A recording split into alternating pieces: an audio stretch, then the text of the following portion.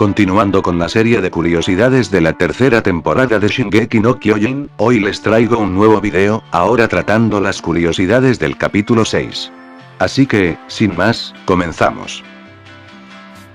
Dos diferencias que se aprecian al inicio del capítulo, con Eren despertando encadenado en la cueva de los Reis, son, por un lado, que solo en la versión animada le vemos oponer resistencia al despertar y no entender en dónde estaba. Y por otro, el hecho de que en el manga, Rob y Kenny aparecen conversando en el fondo, al contrario del anime, donde primero aparece Historia sola frente a Eren y luego aparece Rob. Y una diferencia en cuanto al diálogo, es que como en el anime, Eren e Historia ya habían sido secuestrados cuando mataron a Dimo Rips y sus hombres, ella solo le justifica a Eren el asesinato del pastor Nick a manos de quienes trabajaban para su padre, más no el de Rips y sus hombres, a quienes sí menciona en el manga. Cuando hice el video del capítulo 3 de esta temporada, mencioné que se veía diálogo no presente en el manga cuando Rob se reencontraba con Historia.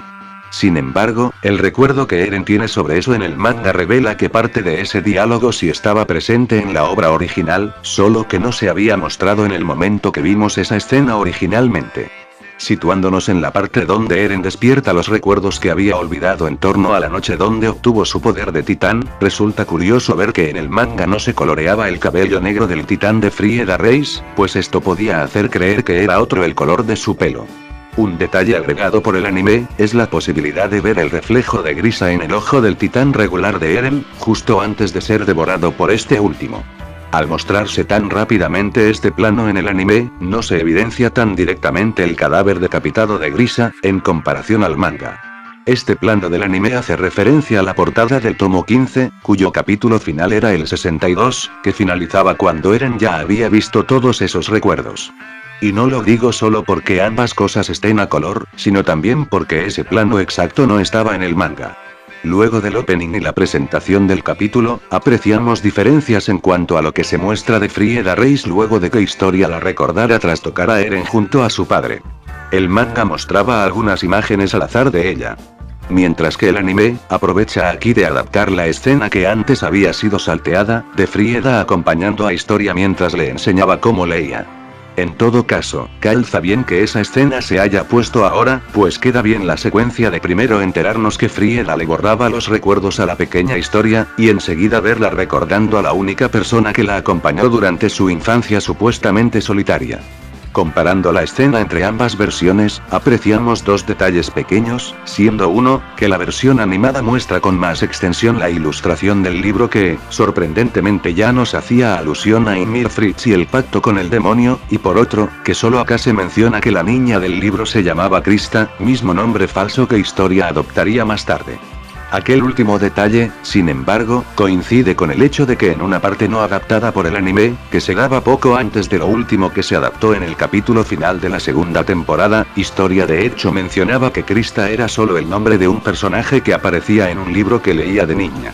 Adicionalmente, acorde a lo que vimos en el 2015 en el spin-off de Shingeki, Kyojin Chugakou, Frieda sigue siendo interpretada por la seiyū Yoko Ikasa. Estéticamente, el enfrentamiento entre el titán de Grisa y el titán de Frieda se asemeja bastante a lo que tiempo después sería la pelea entre Eren, en quien recayó el titán de Grisa, y Annie, además de que, si tomamos de ejemplo el segundo enfrentamiento entre Eren y Annie, ambas batallas acabaron con el titán varón mordiendo al titán hembra en la zona de la nuca, solo que, mientras que Grisa devoró a Frieda, Eren solo dejó a Annie a la vista. Contraponiéndose a lo visto en el manga, cuando cae la cabeza del titán de Frieda, esta se ve ennegrecida. Y cuando vemos las muertes del resto de la familia Reis, apreciamos la ausencia de la sangre vista en el manga. Además, por lo que parece, en el anime la mujer de Rob muere con la hija de 10 años apegada a ella, pero en el manga, por lo visto ella aún no era asesinada cuando a la madre ya la había pisado Grisa. Pese a que nunca se dijera textualmente, es posible que haya sido gracias a Frieda que Eren supo cómo transformarse en titán de forma consciente la primera vez, dado que ella usaba el método de morderse la mano, mientras que Grisa, y el mismo Eren Kruger de hecho, usaban un arma para herirse. Por lo visto, el anime cambió esta línea de Kenny, donde, frente al hecho de que Rob le dice que él y el escuadrón de supresión antihumanos deberían haberse alejado del lugar, le preguntaba si se había enojado, diciendo que él solo buscaba un lavabo, ya que se estaba cagando, mientras que en el anime se disculpa, alegando que se preocupa demasiado. Nuevamente, la imagen que se muestra entre los comerciales adelanta información que se supone se revelaría en breve al ver los episodios. Si bien, no se omitió la escena de la tortura por parte de Zackley a un noble, mediante el uso de su enferma silla de tortura, con estas dos comparaciones podemos apreciar que, a través de sombras, perspectivas o posicionamiento de personajes y elementos, no se ve con la misma claridad que en el manga lo que le estaban haciendo al tipo. Por otro lado, solo en el anime vemos cómo Zackley, en medio de su disfrute de la tortura, le da un golpe al noble. También, se nos muestra todavía más a Zackley aplicándole la tortura al noble, al hacer estos enfoques adicionales mientras Pixis le expresa a Erwin su desacuerdo con las ambiciones del generalísimo. En el anime, vemos a Levi y compañía desplazarse mientras conversan en torno a la misión de ir a rescatar a Eren e Historia. Mientras que en el manga, donde Marlowe y Hitch estaban con ellos, vemos a estos dos, aparentemente, preguntarle a un poblador sobre la ubicación de la capilla de Reis, mientras Levi y los otros hablan esperando a que ellos vuelvan con la información. En el flashback que muestra a Mikasa de niña junto a sus padres, vemos que en el anime la madre tiene el pelo suelto, y en el manga lo tiene tomado.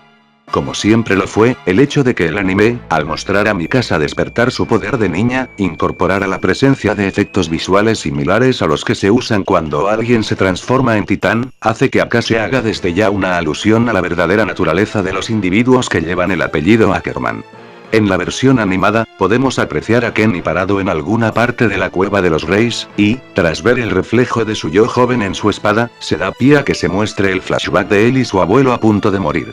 Mientras que en el manga, luego de que Kenny, por órdenes de Rod, se retirara de donde iban a hacer la ceremonia, él no volvía a aparecer sino hasta que se revelaba que el poder del titán fundador solo podría usarse al 100% si el portador tenía la sangre real, frustrándose así el sueño de Kenny, lo que daba pie a que comenzara ese flashback. Con respecto al manga, el anime omite varias cosas que el abuelo Ackerman le contaba a Kenny. Aquellas cosas son: el deseo que él tenía de llevarse a la tumba la historia de por qué los Ackerman eran perseguidos, cosa que sin embargo no hace luego de que Kenny le pide que se lo cuente. El hecho de que él pertenecía a la generación que nació después de que la humanidad se encerrara dentro de los muros, a lo que se le suma el hecho de que la generación de su padre no le transmitió la historia a sus hijos con el fin de protegerlos de la purga del rey. La existencia del jefe de su familia, que deseaba que los Ackerman subsistieran, razón por la cual ofreció su vida y fue ejecutado. Que el poder de los titanes con el que el rey altera los recuerdos de la gente también sirvió para construir los muros. Pero esto se entiende que no se incluyera en el anime, dado que en el manga correspondía ver primero la revelación de ese hecho por parte de Rod a Historia, y después ver el flashback de Kenny. Y, en mi opinión, lo que definitivamente no deberían haber omitido, que es el hecho de que el abuelo le diga a Kenny que la mayor parte de los humanos que viven dentro de las murallas conforman un solo pueblo que descendía de un solo linaje, que convive con una minoría que, en este caso, equivale a los linajes que no se ven afectados por el borrado de memoria, principalmente los orientales y los Ackerman. Ya que si entendemos bien, esto ya hacía alusión a la existencia del pueblo herdiano, y considero que era un detalle que mejor no se hubieran reservado.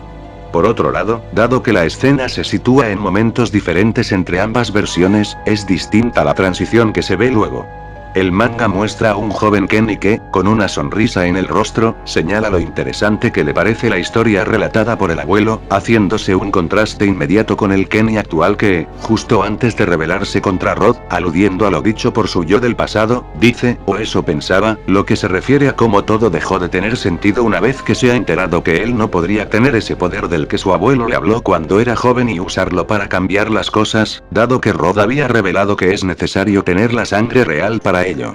Mientras que el anime hace algo que resulta en un detalle interesante, ya que se hace que la última línea de Kenny en el flashback sea referente a su hermana y el bebé que iba a concebir, con lo que se pregunta qué sueños va a tener ese niño en un mundo tan asqueroso como en el que viven, e inmediatamente volvemos al presente, viéndose a nadie más que Levi, que, como se revelaría después, era aquel niño del que Kenny hablaba.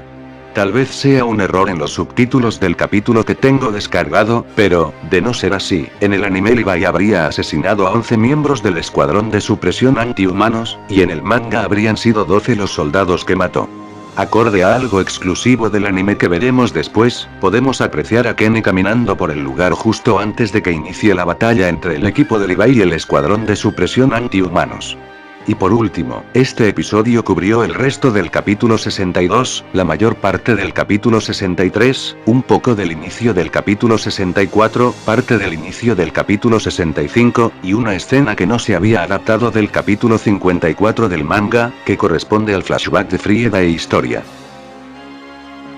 Y bueno chicos y chicas, eso fue todo por las curiosidades del sexto capítulo de esta tercera temporada de Shingeki no Kyojin.